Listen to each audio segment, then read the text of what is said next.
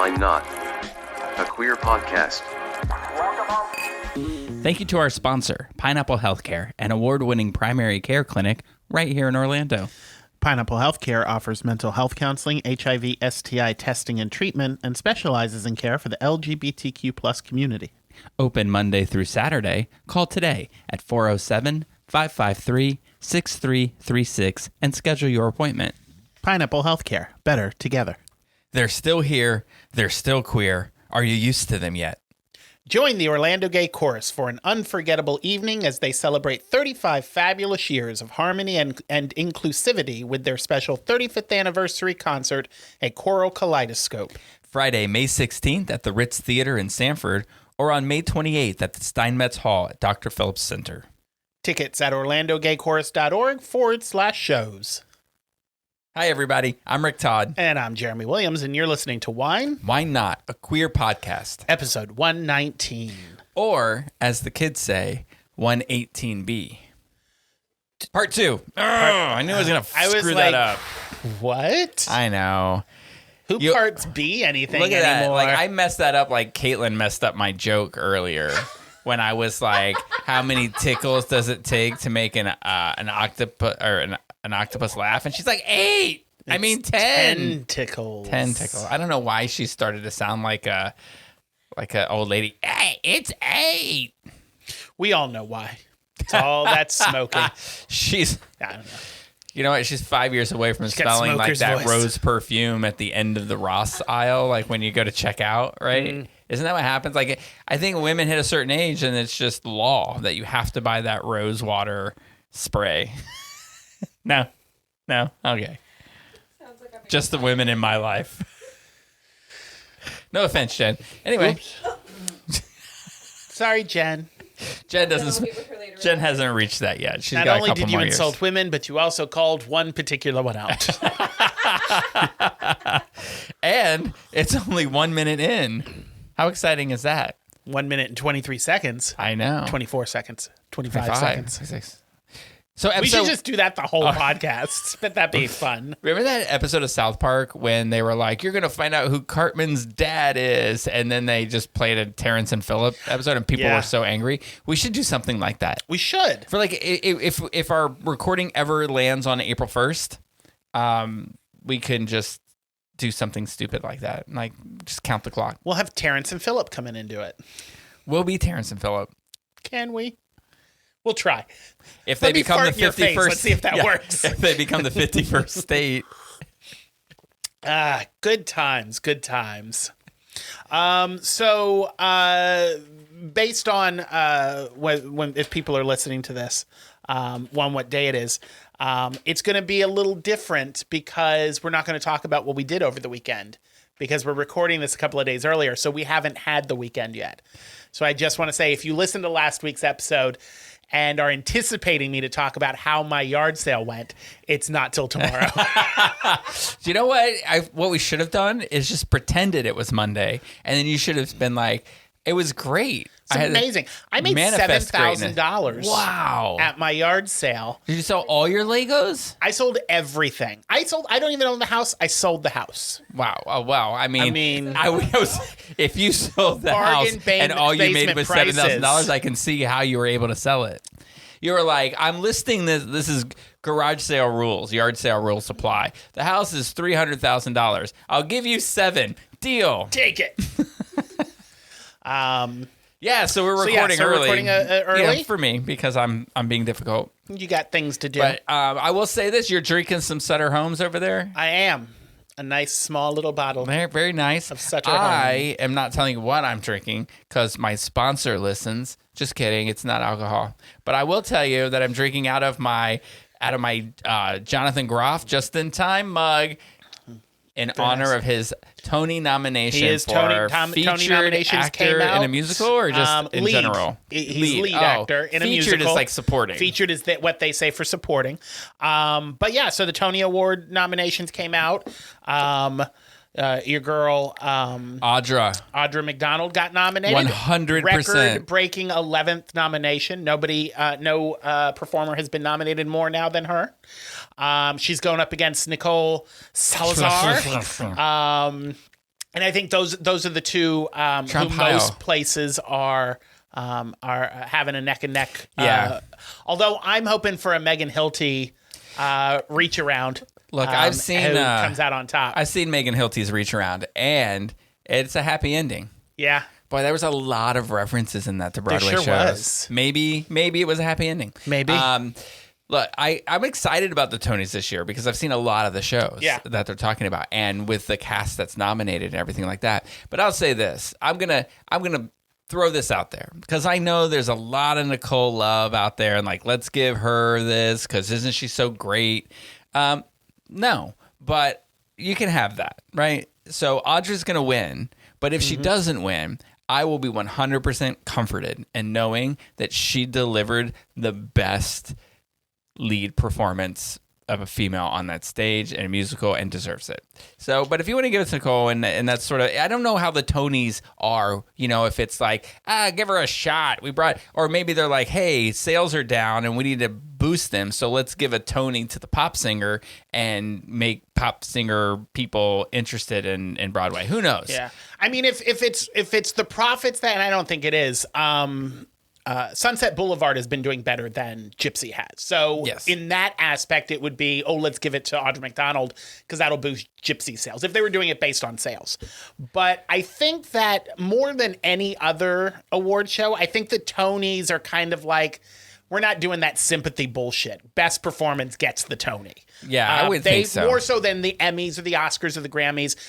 They're more of that uppity theater New York. No, the best gets the Tony. Hey, listen, and if you think that Sunset Boulevard Norma Desmond is great now, you should cast Audra McDonald as Norma Desmond and see how great it is. There's just no way anyone is better than Audra McDonald. Yeah, I understand. And what I mean about the Broadway thing is just like in general, not for the shows in particular. What do you mean? Like if they give it to a pop star just to make people interested in Broadway in general and come to New York and go. I just want to say I haven't seen any shows, so this is solely based off somebody who doesn't give a fuck. But I think it does a disservice to say, if that person wins, it's because of politics. I hear she did amazing in it. And if she wins, I'm sure she deserves it. Audra McDonald has 6 Tonys. I don't think she's going to lose sleep if she doesn't win a 7th. So you believe that then Traffic is okay to be the Oscar-winning movie of whatever year it won? Actually, I thought Traffic was a very good movie. You and it said didn't win Best Picture, didn't it? No. What's the one that did? Crash? No, I don't. But again, it's all subjective. But I don't sit here and say Crash is trash, although it rhymes.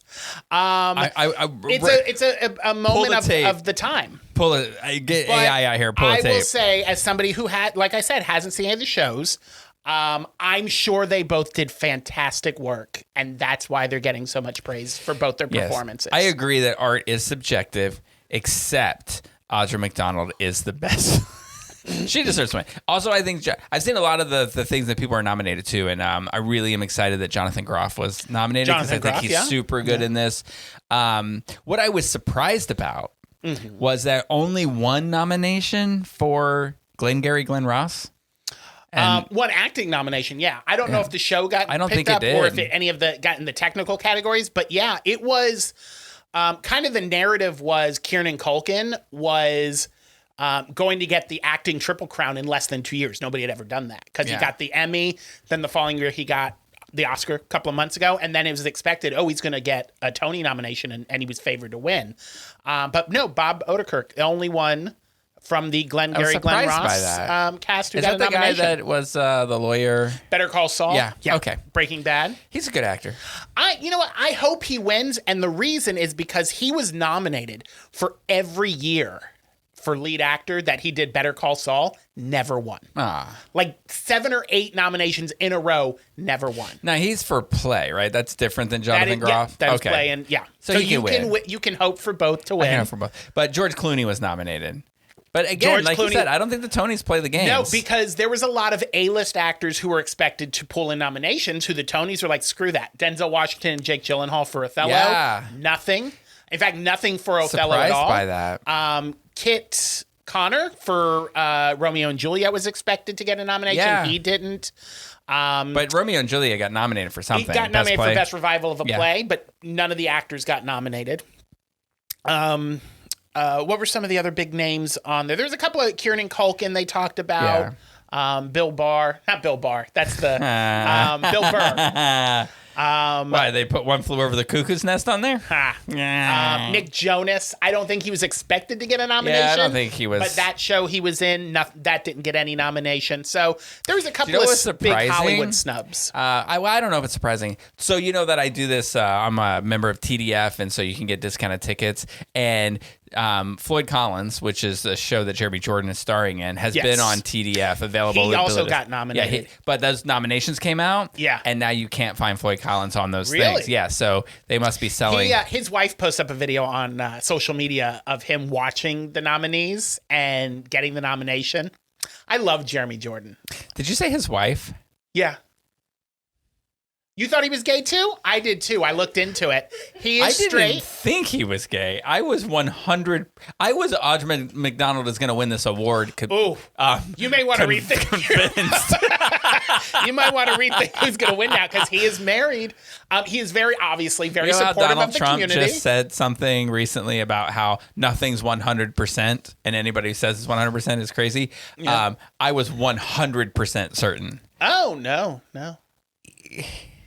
I get it. Broadway. No, the it's singing, not the that. dancing. I mean, I just feel like we've written I feel like it was like, hey, this Broadway actor who's gay is coming to Orlando to perform, and then he came to. We've written about him in.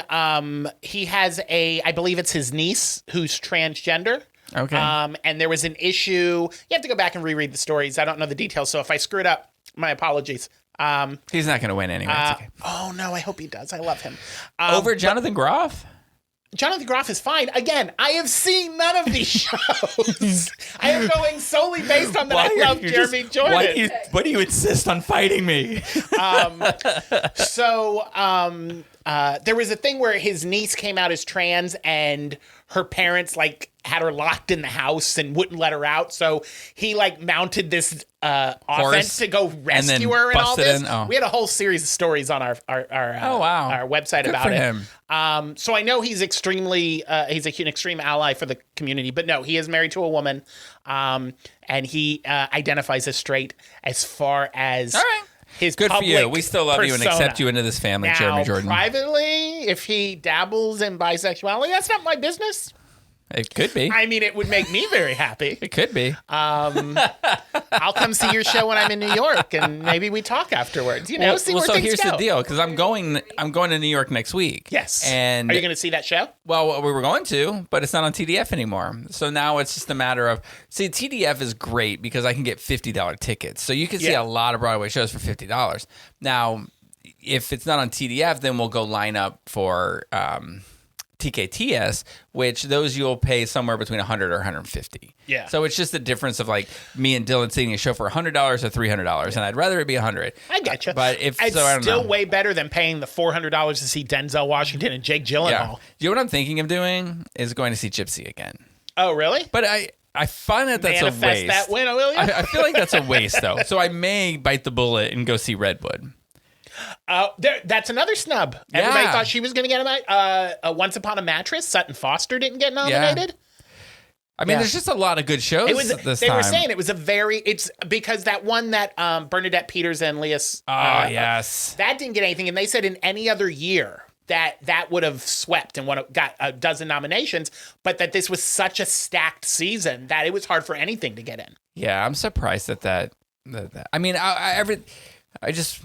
I guess I should take away the bias of how I feel about Sunset Boulevard and just acknowledge the fact that it was a well-done show. My problem with it is that it was not Sunset Boulevard. I understand. But aside from that, it was a very good show, and I should be happy for them. and whatever they get, and everybody else should win. Yeah. I know that Death Becomes Her got 10 nominations. I haven't seen that show either, but I love the movie, so I am rooting for that to win anything and everything. I want to tell you that this play is 1,000 times better than the movie.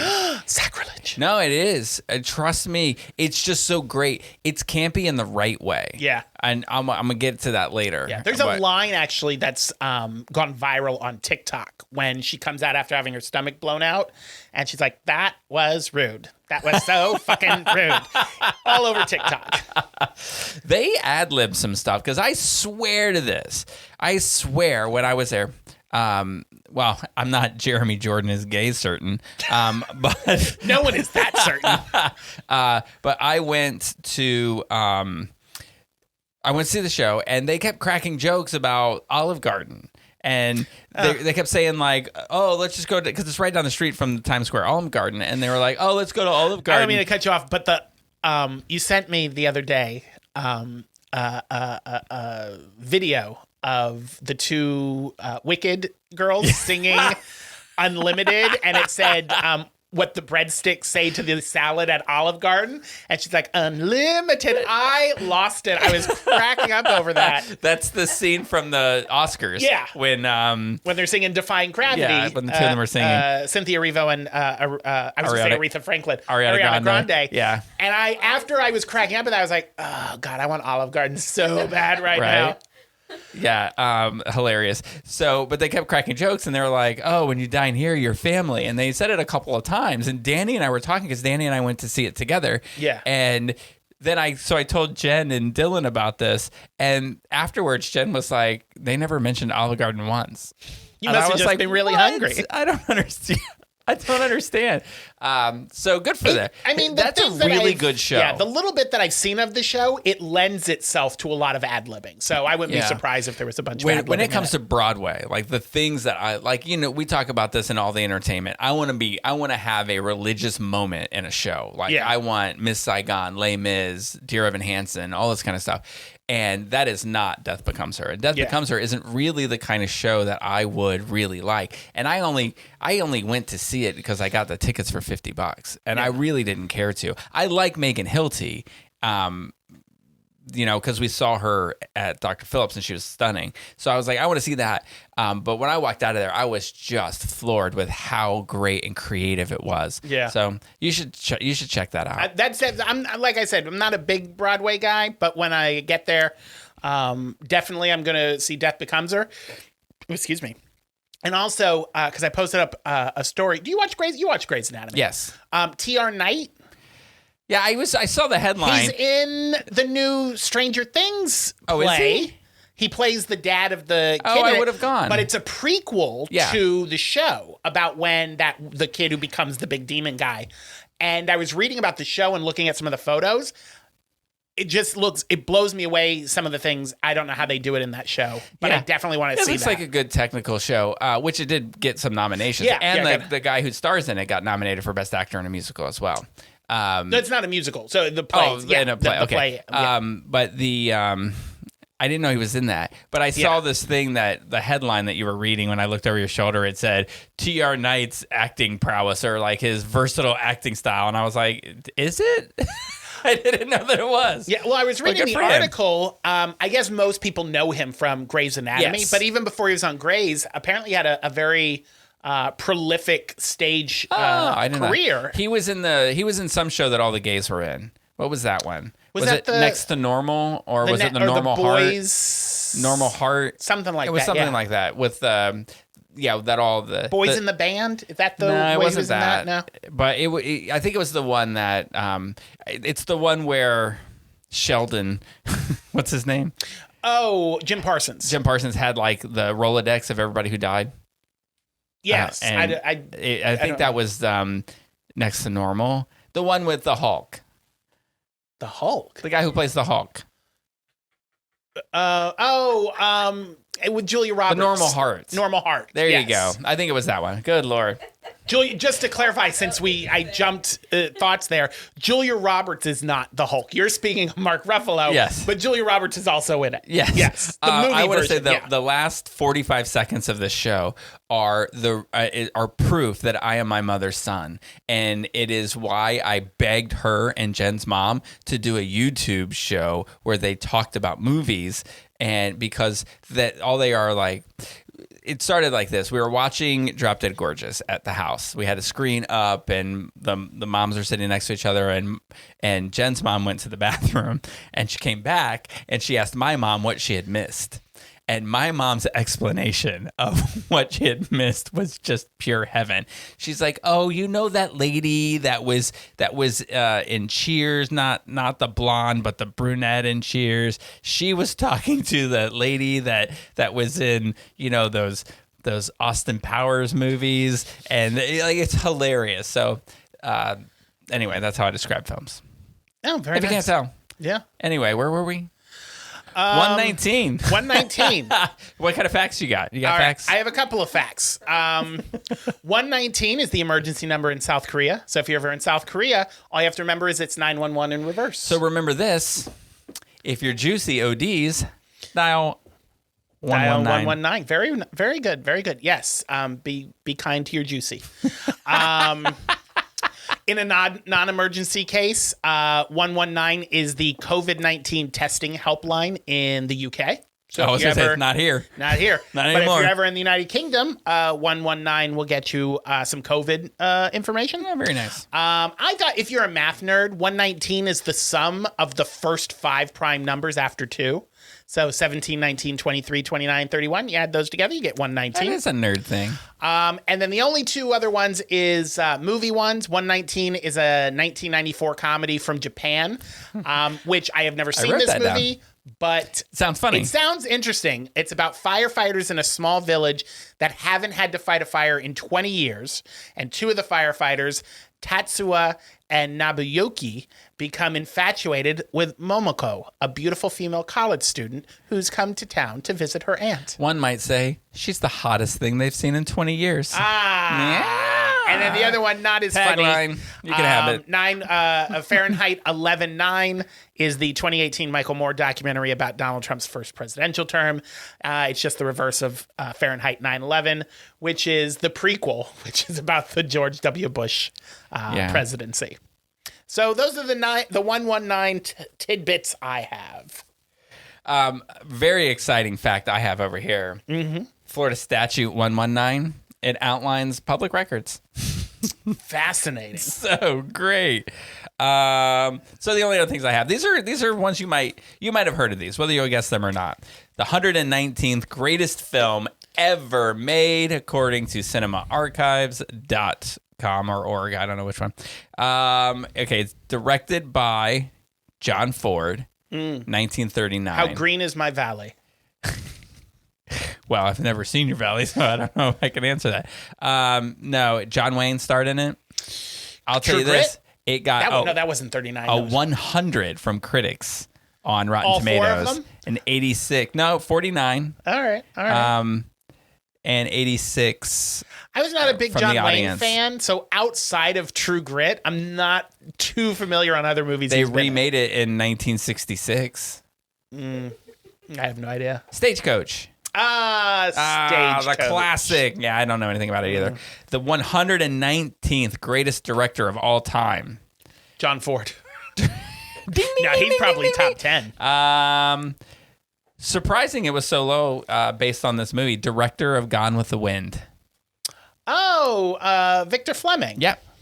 119. All right. I mean, it's only like... It's a lot of good directors out there, I guess. So like 8 or 9 away from the guy that did Oppenheimer, right? Christopher Nolan. So. Yeah. All right. I'm gonna have to go back and look at this list and look at the top 100 because I don't know. There's a lot of great directors in the post 100. Yeah, I know. We did look at the top 10, and it was we did. Alfred Hitchcock was number 1, I think. Which I'm totally valid. That's a good choice. Yeah.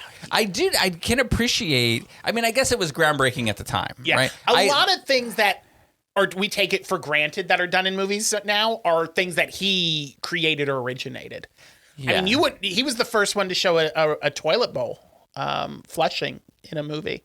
Psycho. That's the first time they ever showed a flushing toilet. Huh. Thank you, Alfred Hitchcock.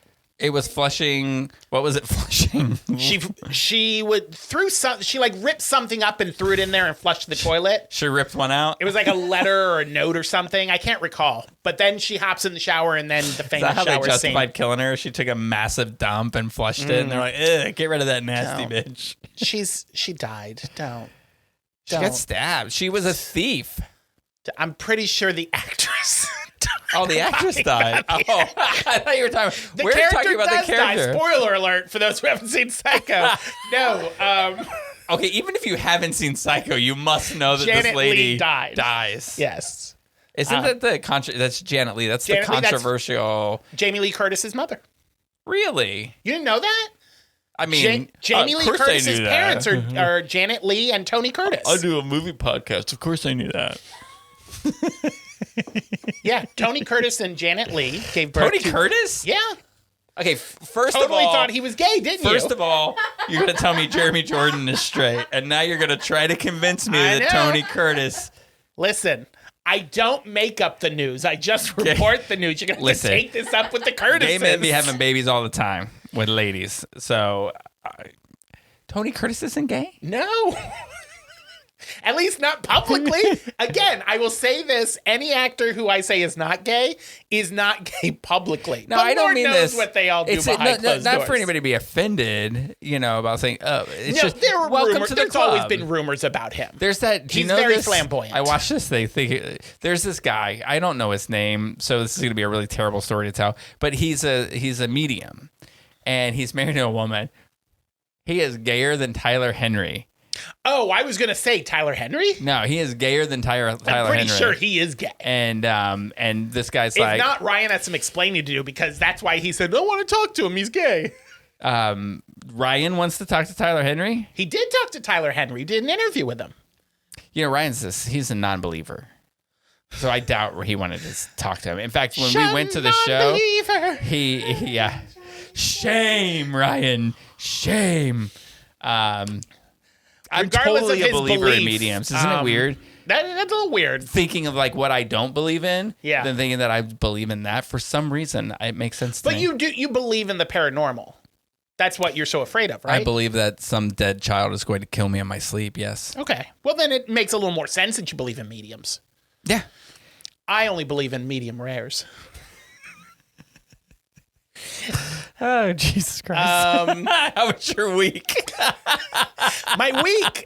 Well, it's only been 5 days, but it has been a very uneventful. It's been just getting stuff set up for the yard sale.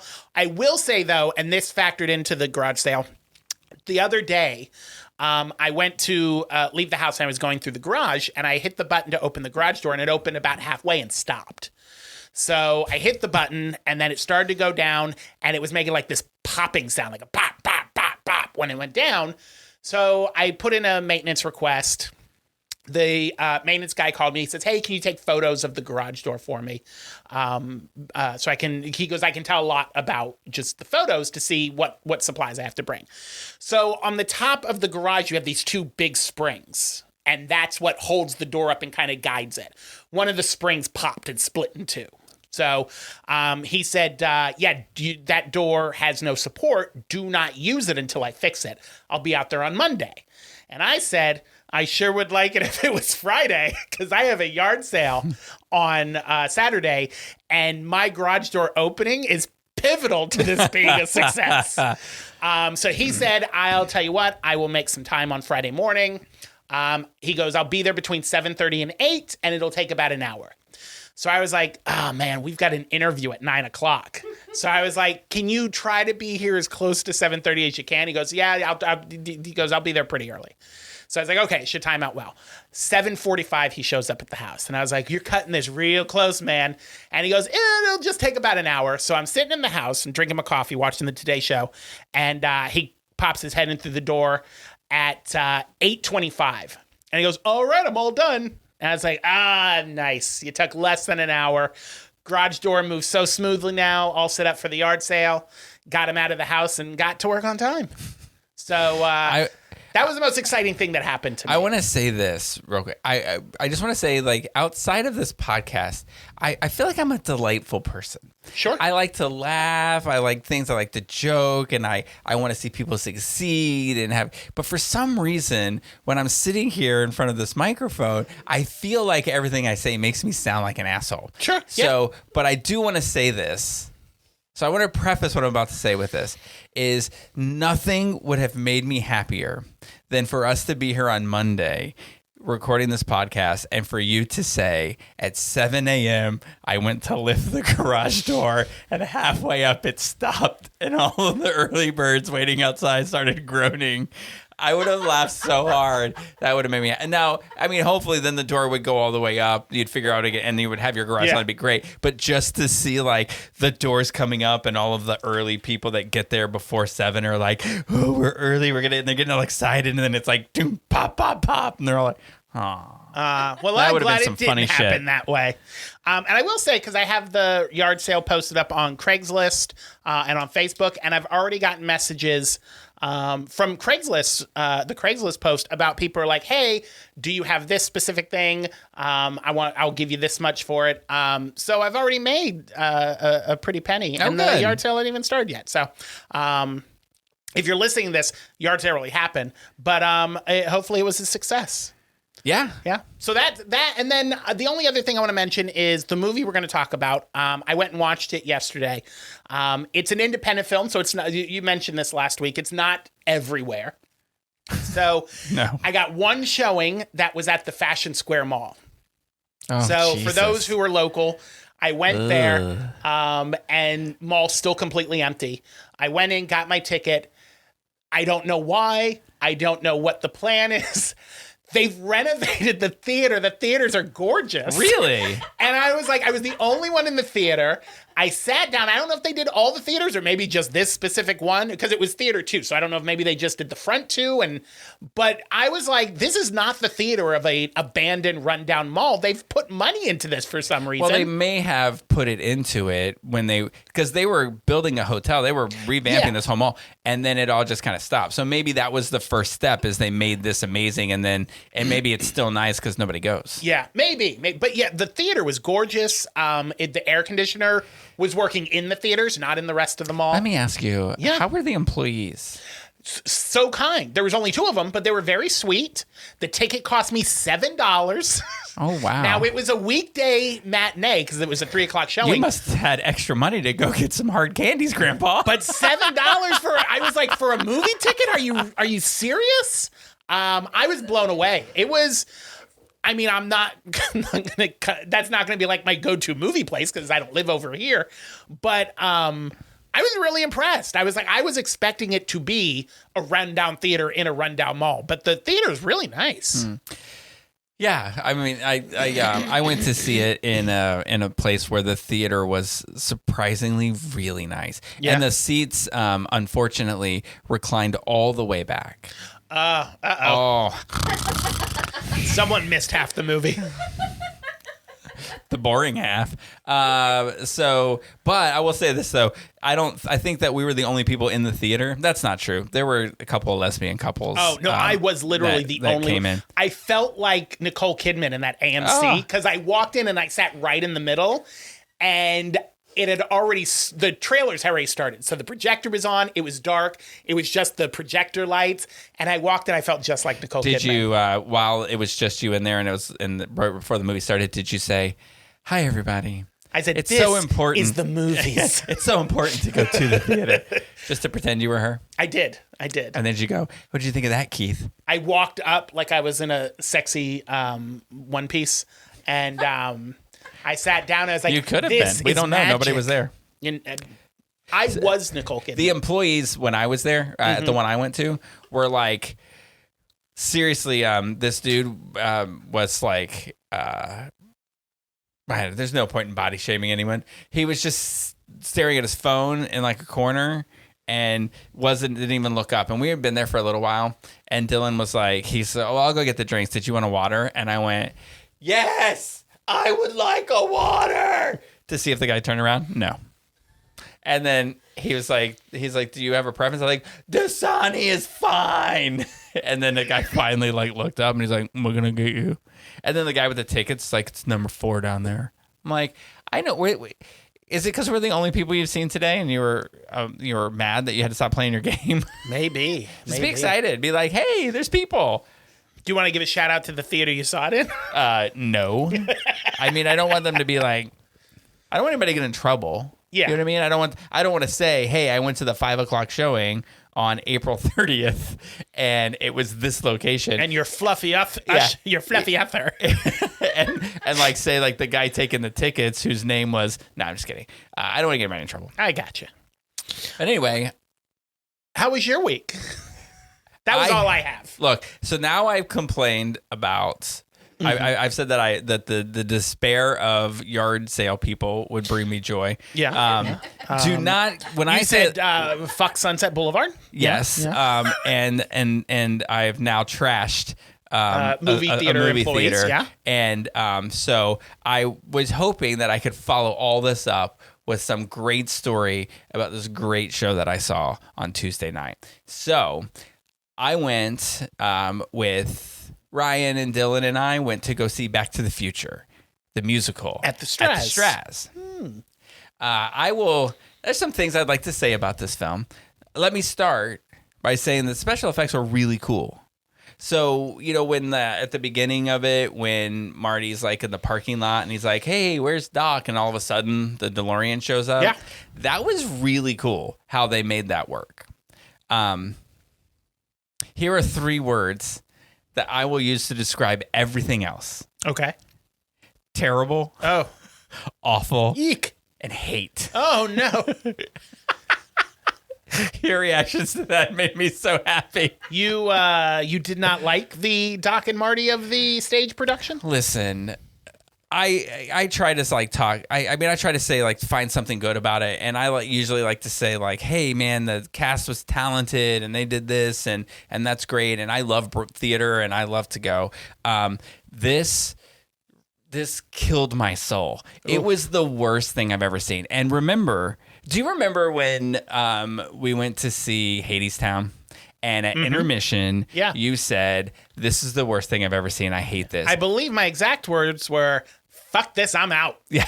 You said it's the worst thing you've ever seen. Yeah, and I said, awful. You're just being dramatic, or you've never seen The Little Mermaid. And you and I saw that together. Yeah. And I will say that is that the swimming is a little much. It's a little much. And I hated The Little Mermaid. And until Tuesday, The Little Mermaid was the worst thing I've ever seen. I will watch The Little Mermaid Broadway show on repeat for a marathon. If I never have to. Is it just this production, or like any other production? Like the story doesn't work. I can only go based on this production. Yeah. And my question is, who the hell financed this? Like, are you kidding me? Somebody saw this and said, "Yeah, this is worth people's money." Like, I hate to be like that about a show. And, especially when people are like, hey, go out there and promote this and get people to come see it. Listen, if you want to see Back to the Future, the musical, then just put on the movie and then play some songs that have nothing to do with it. And it'll be a better experience. Are these original songs, or is this like a jukebox? They're original songs. Okay. And it's like, it's so poorly done because it's just like, hey, let's play on this pun. And everything is like a song. Like the first 3 songs are about Marty thinking he has no future. Ugh. And so it's just so. Wouldn't it? And again, the musical's already out, so unless they want to retool it, wouldn't it make sense just because of how tied in his music is to it? To, if you're going to make a Back to the Future musical, maybe do Huey Lewis music with it, since like half of the soundtrack is Huey Lewis anyway. They do play the Power of Love song. Gotta go back in time. I didn't make it. I don't know. Oh. I mean, no, seriously, like this was just so bad. There were these people that about 3 or 4 songs into it stood up. They were very tall and they took their time, and they were in the middle of the theater leaving. Oh. And as they were walking by, I said, take me with you. 100%, I said, good call. Good call. I'm jealous. Good call. And they just kept going, and it was just so bad. Now there was one part where something happened, and like the whole theater laughed, and I just looked around like I was like, what? Where are you laughing? I'm gonna give you some examples of something. So like, first of all, Doc. I mean, Doc is a little caricature of a person in the movie, but it was way over the top. It was so much over the top, and it was not at all enjoyable. And then the guy George McFly, who is like my favorite character. Really quick, more over the top than Zazu? Yes. Oh God. Oh, Jesus God, no. You just nailed that like Scar. like that was the gayest I've ever heard you on the show. That was great. Yeah, that takes a lot. Like, oh, the disdain. It pulled the gay out of me. Yeah, it was so bad. It was so bad. And like, I could go on about this. I'm waiting for your desk to flip over. I'm gonna start throwing. I'm so angry. I'm so angry. I'm gonna throw Post-its in a minute. But you know that there's this thing, and I don't know how to describe her, but clearly, there's something medically, not altogether right with this person I'm going to talk about, but she's got this thing, and it's memes all over the place, and it's a little girl. She's wearing like a red shirt. She's got blonde hair, and she has a microphone in her hand that's too big for her hand, and she does that whip around like that, and then puts her hand there. That is like the choreography of the whole show. Oh, it makes it so every time Marty McFly comes out on stage and finishes a song, he stops and he turns and he's like, no, you're not famous, man. Nobody knows who you are. Was Marty at least hot? No, he was being a ripoff of. I can't imagine this is the way that they played these characters on Broadway. I can't, because the guy who played Doc Brown on Broadway is from like Desperate Housewives and all this, and I can't imagine they made these choices. It was the wrong kind of campy. But here is the worst stick. I don't always think of you, but sometimes I'm in a situation. But when I do. And I think, WWJD. What would Jeremy do? And so there's a song where Doc Brown's singing about like it worked, like, hey, it worked, and all these girls come out and they're all dancing around. We understand when we go to a Broadway show that there's going to be people singing and that random chorus members are going to be dancing around them, right? Yeah, that's going to happen. So he's singing and these girls come out and they start dancing around, and Marty looks at Doc and says, "Hey, Doc, where do all these women come from?" Shut up, Marty. This is why no one likes the McFlys, Marty. Mm-hmm. But that became a running gag.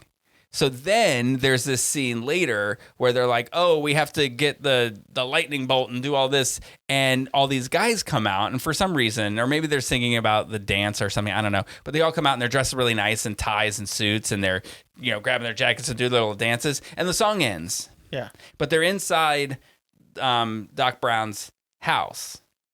And so now the song ends and nobody says a freaking word. It's just Doc Brown and Marty staring at these 6 strange men who they don't know why they're in their house, and they're all dressed up. And Jeremy, it goes on for a long time, and they're just standing there like. And then so Doc Brown slowly walks over and opens the door, and then all the guys grabbing slink out of the house like, don't mind us, don't know how we got caught here. Like, are you kidding me? Who thought, oh, this is gold? That actually sounds kind of funny. You do this to me all the time, and I think you're trolling me. All the time, I sit here and I tell you the stupidest things that I've seen, and you're like, that sounds like there's some movie I was telling you about how awful. You're like, that actually sounds like a movie I want to watch. There's a couple movies we reviewed on this that you were like, oh, look how funny and stupid this is. Like, we should do that for the podcast. I was so nervous at intermission that everyone was going to want to stay, and I was like... and so we sat there. Nobody was saying it. And then finally I looked at Ryan and I said, are we staying? And he's like, oh, God, no, please, no. And I was like, oh, thank God. Thank God. So I can't imagine anybody said. And just this is the last thing that I wrote on it. And it's almost like I wrote the show. So this is to give you an idea how it is. I didn't need 1.21 gigawatts to run my ass 88 miles an hour out of there. And it's the worst thing I've ever seen. Worse than Little Mermaid. I will say I read an article last week from one of the producers of the original Back to the Future trilogy, and they had asked him with over the last 10, 15 years, there's been a lot of reboots and legacy sequels that have come out years after the movie. And they were like, is there any chance that we would get something like that from Back to the Future? And he said, there's no way in hell we will make another Back to the Future movie that is a perfect trilogy of its time, and it would ruin it if we did another movie. I feel like that mentality should have been carried over into all mediums. Well, now, Robert Zemeckis, what you must do is make a fourth. You've got to get you got to get the taste of this musical out of my mouth. You've got to put something better out there. You just have to, Mrs. Doubtfire. You just have to. Do it. Anyway, the songs were bad. Zemeckis, right? Everything was bad. That was the Harry Potter guy who directed the first two, Christopher Columbus. My bad. Sorry, Robert Zemeckis. Sorry, JK. Christopher Columbus? We don't talk about. Wait a minute. Christopher Columbus may have discovered America. What? Chris Columbus? That's his name, right? Directed the Indians off their land. No. Yeah, I know who you mean. Is that the? Am I thinking? Yeah, there's a director called Chris Columbus. Okay, I didn't know if I was just. I mean, you can look it up. Yeah, I'm right. Chris Columbus. I was right. I don't know. You know, just when you say something and then in your head, you're like, was I right? Did he direct that movie Radio Flyer? Did you ever see that? I love Radio Flyer, but I don't remember who directed it. God, I love those kid actors. Elijah Wood and Joseph Mazzello. Oh, Elijah Wood is, very.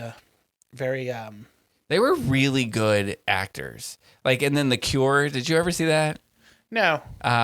Where Joseph Mazzello's in it with Brad Renfro, and Joseph Mazzello plays a kid who has AIDS, and Richard Donner. Oh, He's right. the Superman Lethal Weapon. But they become friends, and they go on a search for the cure to save his life. It's such an incredible show. I've seen clips of it. So good. I haven't seen the whole movie. So good.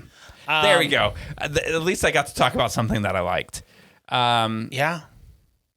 Yeah, I just can't even I don't understand. Here, this will make you happy. It'll clear out that. I just got an email that we're live. We're live, people. Life is happening right now. That a package was delivered that I got for Chris. Oh yeah. I was watching TikToks, and in the TikTok shop, I don't know if you're a fan of SpongeBob. Him and I love SpongeBob, but they had the SpongeBob friendship ring. That when you open it up, SpongeBob and Patrick spin around on the ring. So I got him one. Now I want you to. He won't know that I got it from him because he doesn't listen to this podcast. I want you to do this. When do you plan on giving this to him? Monday. Oh, good. He's back in town on Monday. Because I didn't want you to be offended if it ends up on a table on Saturday. Oh, no. The yard sale will be done. He can't resell it. And I'm going to make him every time we hang out wear it. I'll be like, where's your ring? That, put it on. He opens that. He's going to be like, this shit's getting sold. You're like Joey in Friends when you bought him that fucking gold bracelet. That's a great episode. We're bracelet buddies. He goes, are you afraid of what people are going to say? And he's like, yeah, we're bracelet buddies. He's like, yeah, that's what I'm afraid of. Anyway, that's what people will call us. Other than that, I will say that my life is a whirlwind right now. Yeah. And it's crazy because we're just a lot of moving pieces. But part of this is because we've decided that we're putting our St. Pete house on the market. Oh yeah, and we're doing it lots of changes fast. Like we made this decision last week, and we're listing it next week. So it's really interesting when you have somebody come into your house and tell you what you have to change in your house. My mother went through that 20 years ago when they were selling it, and it drove her nuts. Yeah, I mean it makes sense. They're just like, oh, this room should. So we've been making it look like if you ever watch a home makeover show and you walk in and they're showing people around, you open it and there's like a desk that's catty corner and this kind of we've totally made that happen, and it's kind of cool actually, like a model home. Yeah, but I feel like it's going to be this Funny Farm situation. You ever see that movie? Great movie. But we're going to do this, and then people are going to come in. They're going to be like, oh, we love this house, and they're going to make us an offer, and then we're going to go, maybe we should stay because we made it so cute. But I'm really excited about it. I mean, we stand to make a pretty hefty penny if it all works out. Well, we'll see how it goes. But so we're trying to get that listed and done, and it's a lot of crazy work. So that was my week. Beautiful. And next week, when you ask me what my week was, it's going to be a lot of the same. Yeah. Well, hopefully next week when you ask me, I'll be like, I made so much money, and Chris loved his ring. Okay, I know that's not going to happen.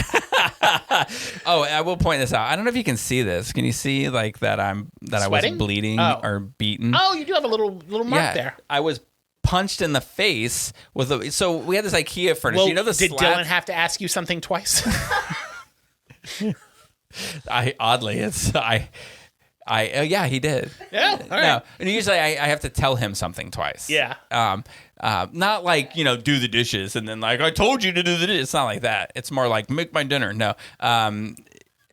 He'll ask like, oh, when are you going back to Orlando? And I'll tell him. And then like 10 minutes later, he's like, oh, when are you going back to Orlando? I'm like, so no, we were moving a bed, and you know how IKEA furniture has those slats? Yeah. Well, on this particular one, at the end of each slat is this piece of plastic that's got a little thing on the end of it, and it's the day bed, and it's how it all works together. So I'm walking behind it doing something, and he dropped it, and it went right into my face, and that little thing went right into my eyebrow, and it hurts so much. Oh, but you know what? It didn't hurt as much as watching Back to the Future, the musical. Nothing does. But speaking of watching things, we watched a movie. We sure did. So this actually ran at the Florida Film Festival last month, but we didn't get a chance to see it. But when we were watching the trailers, it was something we both were like, wow, that looks like something we need to watch. That movie that trailer was about looked really good. It looked really good. So we decided to see it. It's currently in theaters. It's available to rent, and it's available video on demand in about 10 days. So if you like what we have to say about the movie, check it out in about 10 days. Or if you're listening to, if you like what we're about to say about this movie, then go see Back to the Future, the musical. Yeah. But it's called The Wedding Banquet. And The Lion King. It's called The Wedding Banquet. Yeah. It's a remake.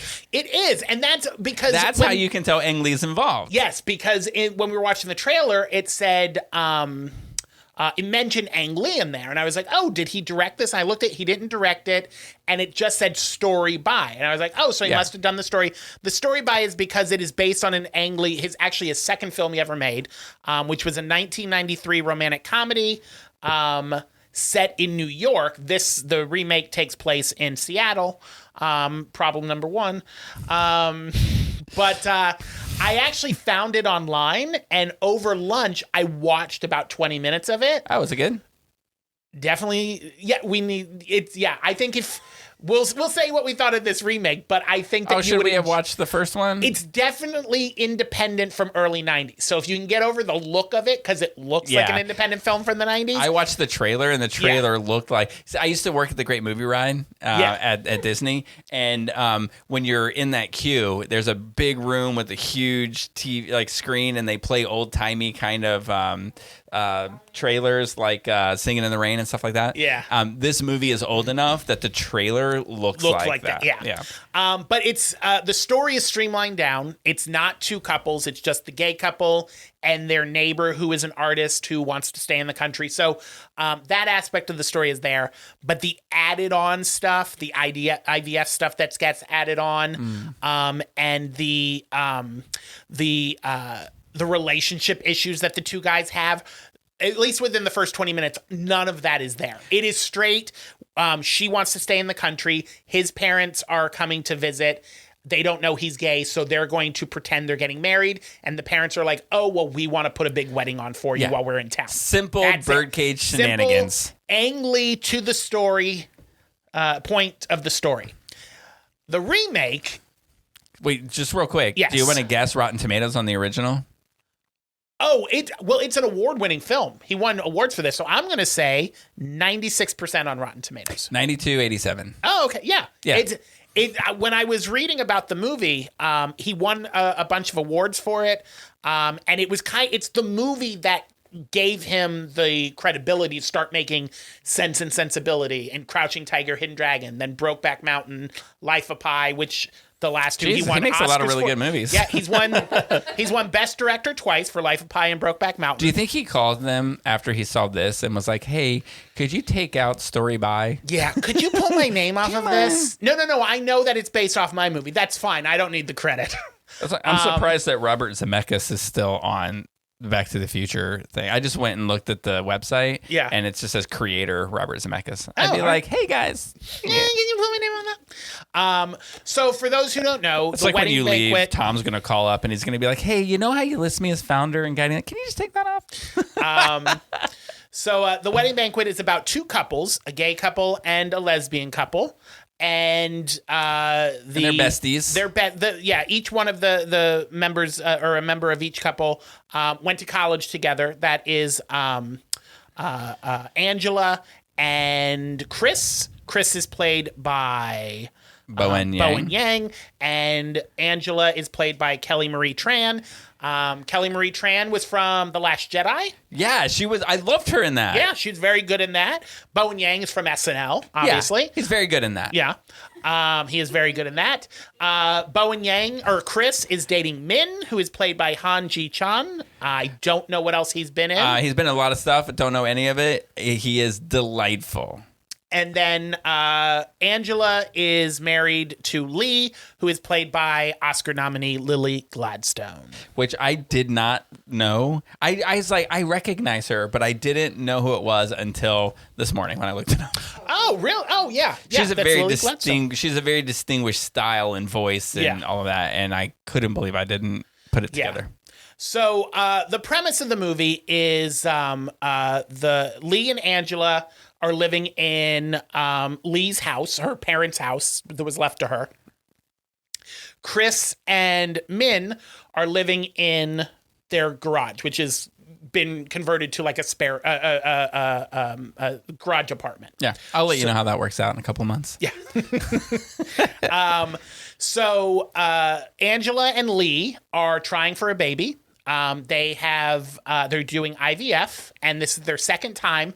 They've used all of their funds for these two times. The first one didn't take. They've remortgaged the house. If you thought eggs at the grocery store were expensive. Yeah, tell me about it. So they've been implanted. What's funny is I'm typing notes in the theater while I'm doing this, so my phone autocorrects. So if there's an autocorrect, I will tell you what the note was supposed to say, and then I'll tell you what it autocorrected to. So Lee has been implanted with an embryo, or as my notes say, she's been impacted by an embryo. Same thing. The first time didn't work.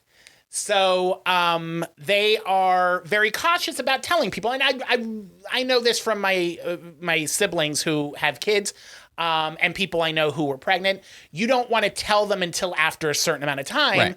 It's like you don't want to tell them within the first 6 weeks. So they weren't telling anybody.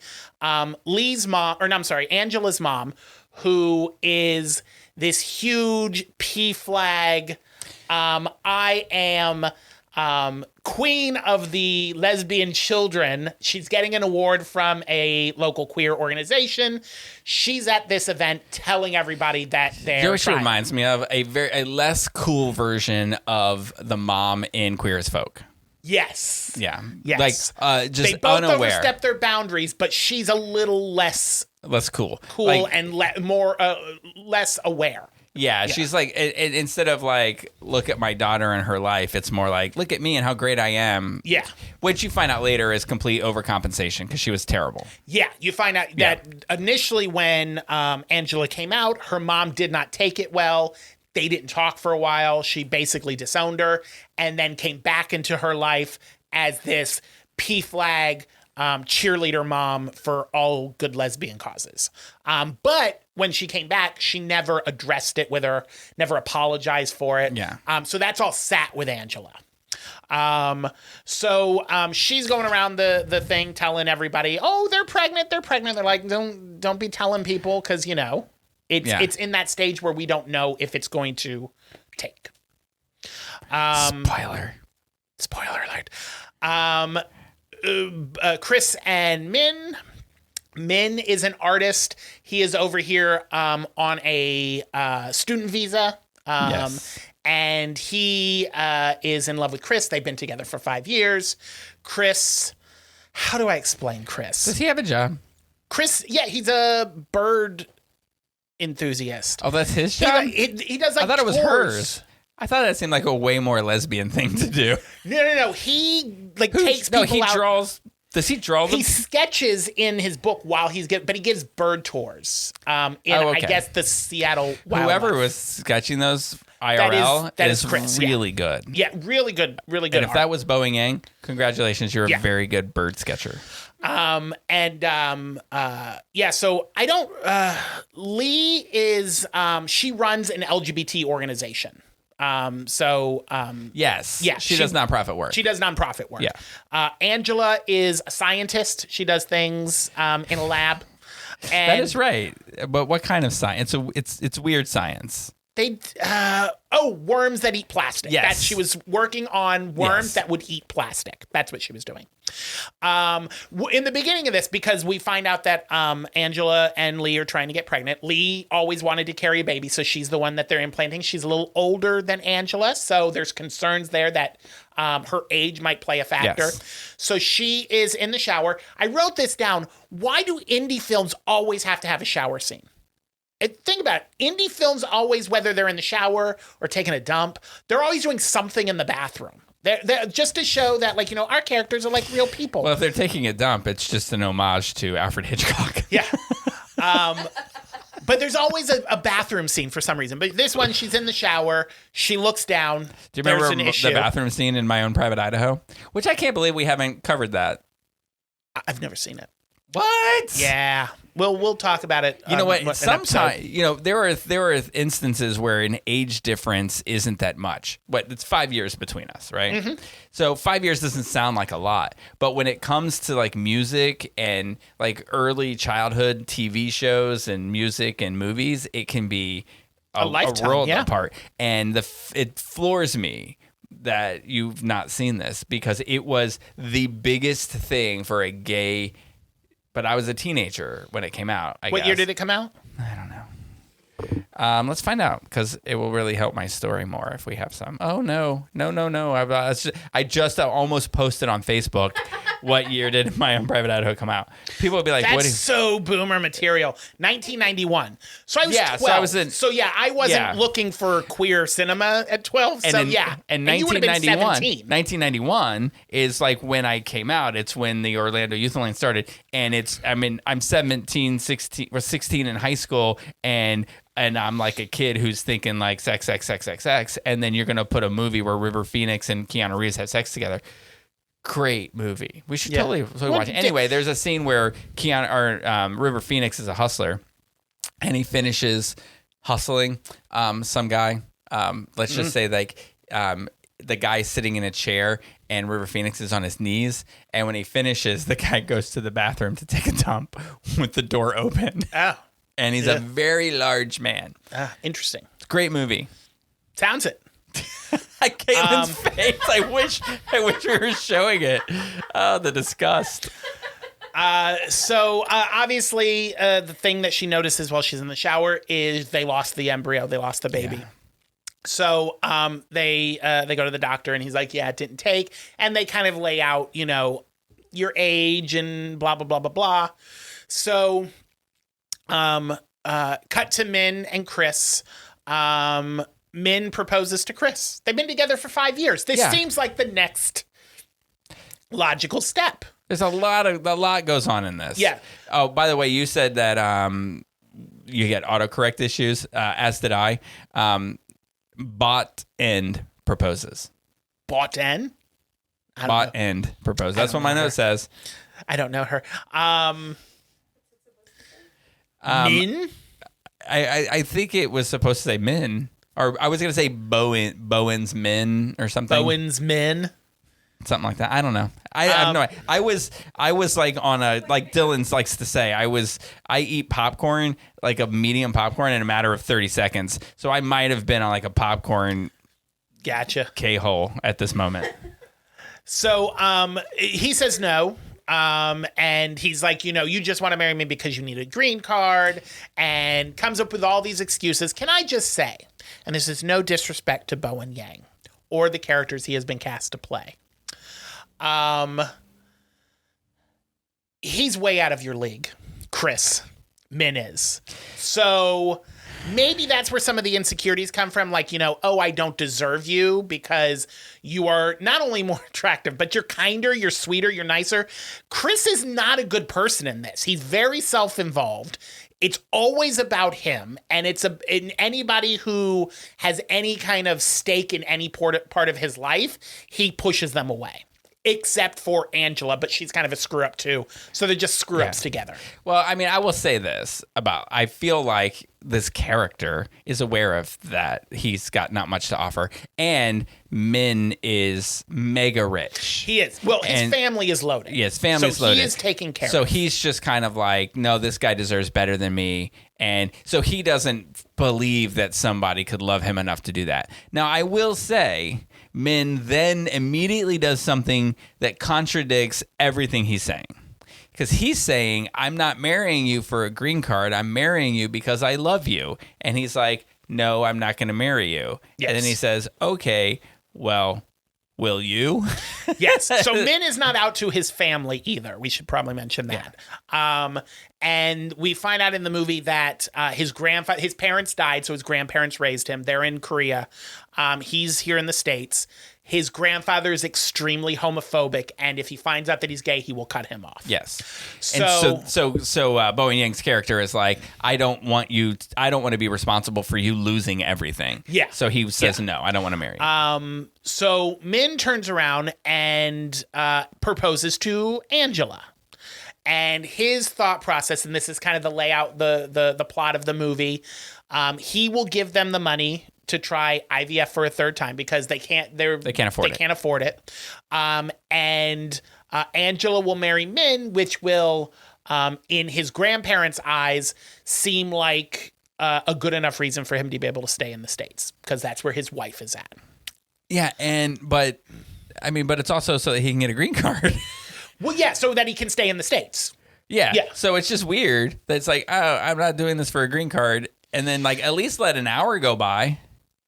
But it's like, yes. Oh, I can't get a green card from you, so I'll get a green card from you. But I get he was in love with Chris, so yes. I understand that. It wasn't I just want to be with you because I need a green card. They've been together for 5 years. He wants to be with him. Chris doesn't want to step up. Yeah. So he's like, this is the only way for me to stay. A little advice to Chris. When someone that adorable says, will you marry me? The only answer is yes. Yeah. Yeah. Or, sorry, go back to Korea. I don't want to be with you. Or maybe Chris is just a jerk and he's like, no, you're going to lose everything and I'm only with you because you're rich. It probably was just with him because I'm going to guess that somebody who does what Chris does for a living isn't concerned about money. No, because he has a boyfriend who takes care of it all. Now, at this point, I wasn't sure. Well, I think he is very adorable. The actor playing Min, I wasn't sure if his character was supposed to be kind of that jarring, or if he's just a bad actor. Because the acting choices here in the beginning were kind of off-putting to me. Like, I was like, okay, you're adorable, you're cute, but your acting is not on par. And then as the movie goes on, it seems to be a character choice because when he talks to his grandmother and they're talking in Korean, his acting is so much better. So I think maybe the language barrier might have been a little bit of what altered the character. Also, he was making weird choices with the character to be almost slapsticky. And everyone else in this film did not get the memo that this was going to be a slapsticky film. So they're like trying to test their dramatic muscle. Yeah. I'm not sure who made the wrong choice. I don't know her name, but I call her Moki Fraggle. And I only call her Moki Fraggle because I really mean Mopey Fraggle. Angela? Yeah, she's like the polar opposite. Like bipolar. It's insane. She'll be like, her and Chris will be doing like, we're old college roommates and we're doing fun banter things. And then she will like go completely depressive, crying in a split second. I will say this about the language barrier things. It is difficult for people so I'm sure you don't watch Chicago Fire. Yeah. But you've seen clips of it. There must be TikTok clips of Chicago Fire. There's clips of all the Do you remember Chicagos. like the Chief Bowden, who used to be the chief of it? He's not anymore. Black guy. Maybe. Was a chief. Sounds familiar. I didn't realize this. I just thought he was a terrible actor. But he's British. Yeah. And he had a horrible time with an American accent. And so after he leaves the show, he does this interview and he's like, "Oh no, it was really hard for me to do an American accent." Yeah. And I'm like, that's why you talk like it's so intense and everything that you're saying is super important. Even if you're saying happy birthday, it sounds like you're threatening somebody. So I think that happens. Yeah. I think that has a lot to do with it. I also think that he's the only one in the cast who maybe watched the Ang Lee version, because the Ang Lee version is much more comedy than this one is. This is more trying to do that whole dramedy shit that queer independent films want to do. The bear. And I was like, you can't bear it. It's okay to be a comedy. You don't have to hit all the emotions in every movie, in one movie. Or in 1 minute. It's like those kids on American Idol. You don't have to hit every note known to man in a matter of 3 seconds in a song. Come on. So after Less a little is more. back and forth, they decide we're going to go through with the plan.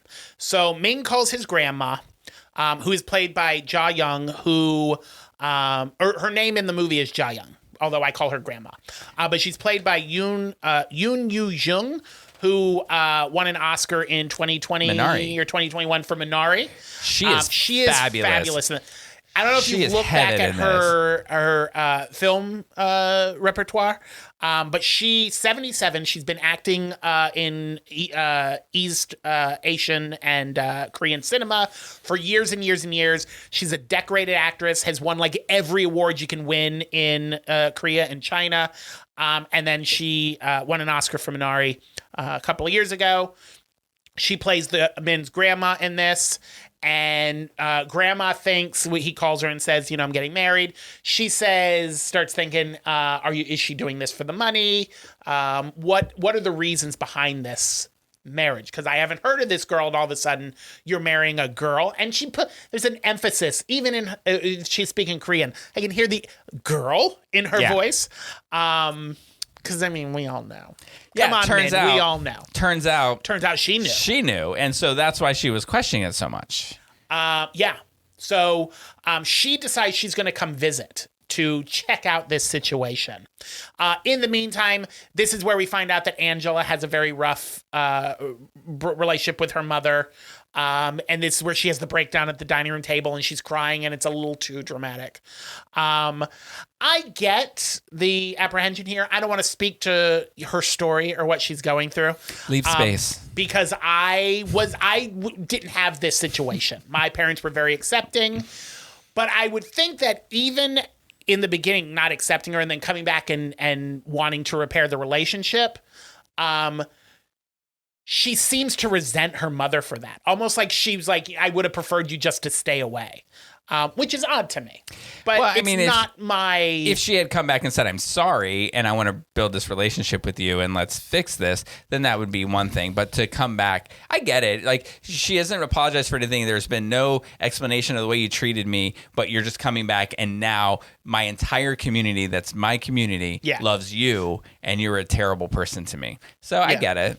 I understand it. I feel like she probably should have brought that up instead of just stewing on it. But that goes into the type of person her and Chris are.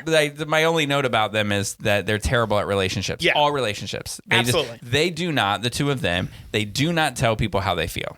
Yeah. It's just not what they do. So she yells at her mom. That night, they all go to the bar, and they decide, since they're moving forward with the plan, they're going to throw a bachelorette party for Angela at the bar. Here's how you convince everyone that you're having a legitimate straight wedding.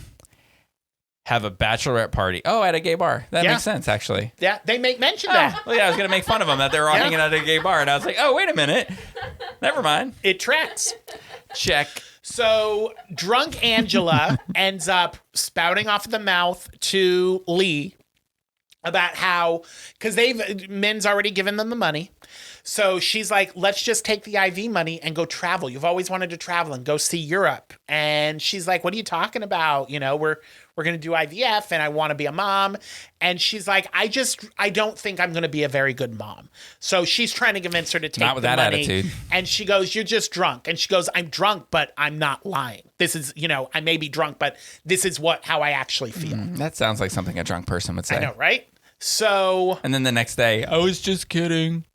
Meanwhile, inside, Min and Chris are talking or dancing, and he's like, marry me. I want to marry you. We've been together for 5 years. And he's like, no, you've already got this plan set up. He goes, I gave him the money. They can keep the money. I want to marry you. And he's like, no. And he storms off in his whiny little Chris Bowen Yang voice. So they both kind of fucked over their partners and made them angry. So the next step, obviously, is to get more drunk and then wake up in bed naked with each other. Chris and Angela. I know we saw Bowen butt. We did. We saw Bowen butt. There is some Bowen Bowen nudity. You nudity. didn't see Bowen's Yang, but you saw Bowen's butt. There is some Bowen nudity in this. So as they get up, you're so tickled by yourself. I did leave out the. Never mind. That's not a comment. I'm not gonna say it. It's just gonna get me in trouble. Oh, okay. Moving along. So they wake up in bed together. They had sex. How a lesbian and a gay have sex. I'll be honest. One of the most confusing things about this movie is watching Bowen Yang and Hanji Chan in a relationship with both of them giving massive bottom energy. Like, I don't know how your relationship works, but you both seem very bottomy to me. Wait, are you talking to me or are you talking to the characters? So anyway, he because I definitely had big T energy. Big T energy? Oh. I mean, listen to me. Maybe lowercase t. I definitely have. Yeah, anyway. But obviously, he can top when he needs to, because Bowen Yang topped his friend Angela. So do you think that he knew that he was, or do you think he was? See, I don't even understand this scene. I understand that it has to happen because of what's going to happen later in the movie, but I don't understand. Jen's straight. Yeah. I mean, she says she is. Sure. Okay, Jen, whatever you want to say today. No, you be you. I will leave space for you. Pinky. But I mean, I've been depressed and slept in Jen's bed and we chatted all night and I was drunk and she was drunk and I didn't wake up. Never once little teeter? No. Wait a minute. I don't like that phrase. I don't little T anyone. Big T. You can big T if you want. You've got big top energy. Thank you. Anyway, keep so your they job bone. for the next 90 days. 35. Grandma flew in to meet the new daughter-in-law. So while Min is driving over to pick her up from the airport, they've got to de-queer the house. Apparently, Angela and Lee live in a very gay house with lots of gay paintings and books and movies and all sorts of artwork. So Grandma comes and meets the happy couple. I'll air quote that. And right off the bat knows it's a sham. Wait, because she knows he's gay. Yeah. So she explains to him that she knows that he's gay. And they explain the situation to her, why they're doing what they're doing. And she says, you have to go through with this plan.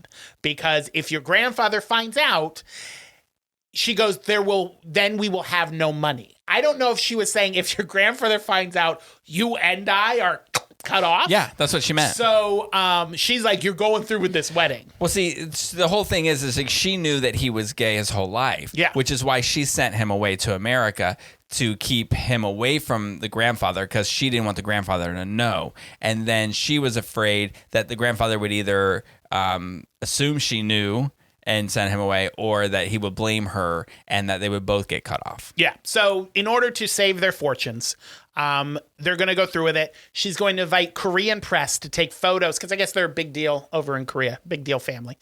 And they're going to take photos and publish them in the newspapers over there, because it'll be a more believable wedding. That this lesbian and this gay are getting married. Yes. The photo.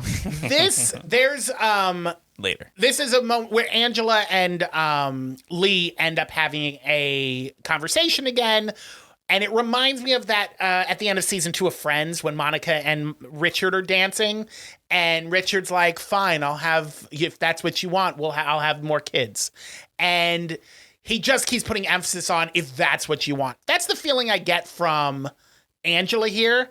She's like, I want to travel and spend time with just you, but we can just wait till the brat goes off to college or camp. And I was like, I don't think you're going to be a very good mother. I know you were not raised by a great mother, but when you phrase it like that, I guess I'll wait till the brat goes off to college so I can have one-on-one time with you. You're already a shitty mother. Yeah, I'm all right with her. I'm all right. I went to the Lion King. I've seen how kids behave in public. She ain't wrong. No, when that's the brat fine. grows But if up, you don't want kids, then don't have kids. And the fact that you're entering into this IVF where you're kind of like, ugh, if I have to do that to be with you, then that's fine. Gives total Richard vibes. Well, yeah, and it's a great way to parent. That's what I'm saying. Yeah. It's shitty. She's that a kid shitty will person. feel love like no other. There is at no point in this Go movie to college, where Brad. I want to take your mom to Paris. where I think Angela and Chris are good people. Terrible people, this whole movie. Lee and Min deserve so much better. So Lee gets implanted for the third time.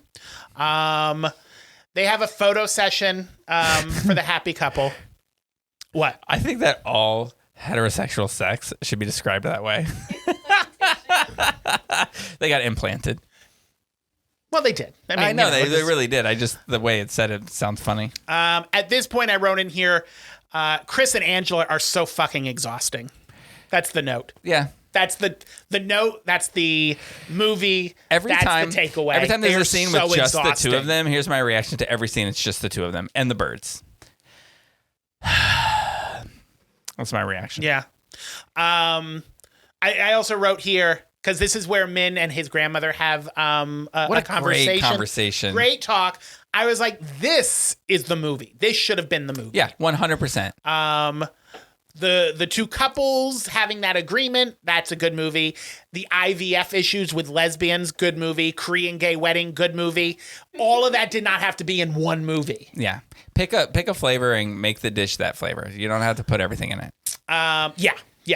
But definitely the grandmother and Min. Yeah, that relationship was beautiful. I would watch a movie. I would watch a trilogy of Avatar length movies about the two of them. Yeah. They were great. So they go forward with the wedding. It's a big to-do, a big Chinese wedding. There's this one scene where they're holding up like this cloth, and the grandmother, who is kind of like officiating the wedding, throws chestnuts and jujubes, and however many they catch is how many kids they're going to have. That scene was cracking me up because they're asking in the middle of the ceremony which one the chestnuts represent and which one the jujubes represent, and they just start asking around the wedding if anybody knows. Nobody has a fucking clue. I mean, I could guess. I imagine chestnuts would be the boys, and then jujubes, but nobody knows for certain. Seems obvious to me. Yeah. Squishy juju. So the ceremony ends up with Angela riding on Min. In fact, I've never been to a Chinese wedding, so I don't know if this is all actual shit that happens. It's Korean, or if it's just they're Korean, but it's Chinese. Oh, gotcha. It's in Mandarin. Okay. It's Chinese heritage. Gotcha. So I don't know how much of this is actual wedding or just done for comedy. But Angela gets on Min's back, and he starts like galloping around the altar. At this point, I thought the grandmother was just punking them and being like, I'm going to get them to do some stupid shit since they're going through with this. And the riding and the motion ends up making Angela throw up on Min. And that's what they take a picture of, and that's what they put in the Korean papers. True love. Ew. This is where I was like, no fucking way, Angela. You were a terrible person. She threw up not because she was sick from the running around, but Angela's pregnant with Chris's baby. So how does that happen? I don't even know how any of that happened. That's what they mean by gaby. So Lee finds out, and she storms out of the house. Here's the thing that really set me off with Chris. So even after he cheated and slept with his best friend, Angela, Min says, we'll figure this out. And Chris says, no, we're breaking up. We're done. Because I'm not good enough for you, you asshole. And it's like, dude, you know what? You deserve to be alone. You deserve every bad thing that happens to you. You are right. You are not good enough for him. I wrote in here, and my phone wouldn't even bother to autocorrect this. My God, he's fucking annoying. And my phone said, you sure are right. Now you go get that Min.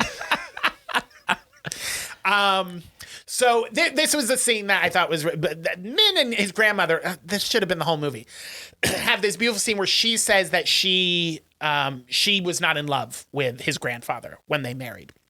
And that she wants him to have the life that she was never able to have. She wants him to be happy. And she says, no matter what decision you make in life, you are my grandson, and that's all that matters. And I was like, oh, that's so nice. Really nice. Beautiful. I love her so much. A lot, yeah. So then they go to the courthouse to get married. After the whole hoopla of the Mandarin wedding or the Chinese wedding, they go to the whorehouse. Good God, the courthouse. The wedding, the Chinese wedding was for show. Yeah, but they have to go to this for the actual wedding to do the marriage certificate. As they're up there, looking forced to be up there, I'm surprised someone wasn't behind them with a shotgun. Chris and his cousin, who we haven't mentioned in this because the cousin lifts out of this story and nothing changes. There's no reason to have the cousin in here. She doesn't even... Did she have the conversation with Chris that made him have a change of heart? Yes. Okay, so that's her only contribution. Could have been anybody. Anybody. Could have been Gladstone. And she's the ass end of the dragon. So I guess that's why she has to be in here. So they come marching in a Chinese dragon costume, and then he takes it off, and he's like, I love you, and I want to marry you. And before he can get out the proposal, Min's like, yes, I will marry you. And he's like... My favorite part of the movie. He's like, I didn't get to even ask you. Before he even gets to ask, he just yells so happily, yes. It's cute. Chris does not deserve him. The boys get married. They go back to the house. Lee is in the backyard. And Angela goes out there. They look at each other. And because we don't know if the third IVF time if it took hold, if they had the baby, they smile at each other and the screen goes to black. At this point, I was like, that's how you're going to end the fucking movie? We don't know. And then it comes back up. It's like, well, we don't know. Like, it's 9 months later. And there are 2 babies in the nursery. So the IVF took. Angela gave birth to the gaby. And they all 4 end up in the nursery because the kids are crying in the middle of the night. All of them living together, raising their little gabies in a Seattle progressiveness. That must have been like the first or second night they got home from the hospital because they were all so happy and like, oh, we're all here together doing this. I'm like, you give that shit 2 months and you'll be like, I did it last time. Yeah. And so like, oh, it's my turn to warm the bottles. That's how the movie ends, with the 4 of them raising four parents, 2 babies. Yeah. And a house in a pear tree. Yeah. Yeah. So, you know, as you were talking about this, you know what strikes me as odd? There was never, ever a scene between Min and Lily Gladstone's character. Like, they were the 2 that were jilted by this cheating, and it affected their lives. There was never a scene where they talked about that. No. The only scene of them together is in the beginning when Chris and Angela go on their little drinking binge in the beginning, and after they fight, and they come back, and Min and Lee are drinking wine on the couch, and they come up. They're the ones who came up with the plan of he should propose to Angela and marry her.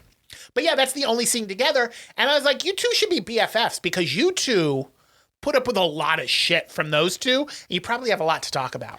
Yeah. So how many grapes do you give it? 2. I give it a grape for Min, a grape for his grandmother, and a quarter grape for Lily Gladstone. I take that away because of the other 2. We are aware of how I rate movies, and that is no matter what happens, with no rhyme or reason. In an hour, in an hour and 45 minutes, I can watch a movie and be like, ugh, and then 5 minutes, and I'm like, oh my God, I love it. So I'm gonna give it 2.5 grapes for Min yelling yes at the end of it, and I thought it was adorable and sweet. And he and the grandmother were great. If it was a movie just about them, if they were the focus of it, it would have been a totally different, great endearing, would have been touching so much better thing. And I don't want to say this in a bad way. I just want to say you and I have different opinions about Bowen Yang. He entertains me. I think when there's a type of character that he plays, and he does it really well, and it's funny. And like I loved him in Fire Island and all this other. But this one, and it could just be, hey, I'm stepping outside of my comfort zone and I'm going to try this, and maybe 5 or 6 films down the way he'll be winning awards for it. But it just wasn't for me. Yeah. Like him in this film didn't click for me. And in everything I've seen him in, he is not a good actor. He's funny. He's a good comedian. Yeah. He is not a good actor. Yeah. I'm gonna not disagree with that. And I'm going to say, I'm glad that you said it, so that when we see them at the podcast, the National Podcast Awards, which I believe is the official title for it. I'll take that a step further. Bowen Yang may be the most overrated, oh my God, obnoxious, annoying, crappy piece. No, I'm just kidding. Yeah. I find him funny. I just don't think he's a good actor. I hope everyone that's like in the production team of this, and I know that might shock some of you looking at the quality of what we put out, that this is a production team. I want you to write verbatim what he said, and that's the title of this episode. No. Did you know that Bowen Yang got in trouble with Tina Fey for like trashing movies and stuff? And she's like, "What are you going to say when you see these people in the streets?" Yeah, I saw that on their podcast. Yeah, so I say to you, when we have to see Bowen Yang at the National Podcast Awards, because we're both up for the same thing, it's going to be awkward now. No, because she knows. She knows. And if she doesn't know, someone needs to tell her. Have you ever listened to their podcast? Yeah. Do you like it? It's all right. I like ours. I know it's just stupid to say is that like they stole our shtick. No, I listen to ours and I think we're funny. Do you know why? Because we don't know anyone. You know, we're nobodies and we don't know anybody. So it's not like us being like, oh, look who our cool friends are. Or look at the cool Hollywood things that we're doing, or the cool like New York elite. And we're just like nobodies talking about things. And I think people can relate to that. Because you know what? All of you listening, you're nobodies. Just kidding. Just kidding. There's your title. I'm just kidding. No, we just have a good time. You know, we talk about it from a layman's perspective, I guess. Yeah. And that's what I like about it. For those who did watch The Wedding Banquet, it was filmed in Vancouver in Canada. So when you were looking around thinking Seattle looked nice, not Seattle. Anyway. So that's always the case. Mm-hmm. Colorado, no. Tax breaks. What do you think Rotten Tomatoes was on this? Now we know it was 92.87 the first go round. I can't imagine critics watch this and thought, what a riveting film. 82 critics, and I'll say audiences 77. 87, 84. All right. Yeah. Right. Yeah. What the fuck do I know? Hey, and for the parts that I was awake for, yeah, I can agree with that. It was slow. I slept a little in the beginning. It is a little slow. I was way reclined back, so I kind of... I understand. All right. So another episode put to bed. We got 120 next week. And there'll be something we talk about. I'm not sure if we've decided on what that'll be, but we it'll have be not. Something. And there is a TV show coming out that you sent me. But in 2 weeks, yes. Okay. That looks pretty good. That's on Prime. So we've got that coming up. There's a new Fear Street movie coming out on Netflix. Oh, really? Prom Night or Prom Queen. And it looks like there's some queer characters in that. So maybe that. But I don't remember the exact date in May that it came out. And we haven't checked in on The Last of Us, which new season has started. Oh, yeah. Oh, have you started that yet? I haven't even watched 1 minute of it. Ooh. Good? Oh, so good. I love it. Anyway. Maybe once my house is sold, I'll have time to watch TV. But we'll talk about something. But until then, the cork is back in the bottle.